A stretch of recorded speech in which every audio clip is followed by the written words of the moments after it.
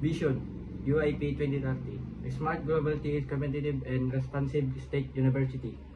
Mission UIP is committed to producing globally competent and virtuous human resources, generating advanced knowledge, and developing innovative technologies for the sustainable development of society.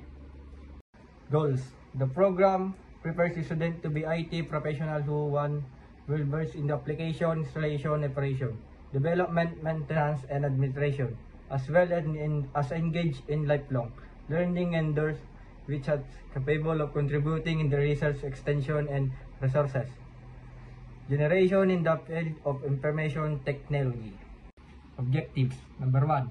The graduates will be competent professional with its integrated understanding of computer system, process, and the main body of knowledge being the information technology field. They will be IT professional engaged in the careers such as IT specialist, web or mobile application develop, network engineer, database administrator, and system administrator. Number 2, capable of engaging in the professional with growth component and technology-oriented, participating in the lifelong learning activities relevant to the profession, which includes coming higher learning degrees of completing professional advancement, the trainings.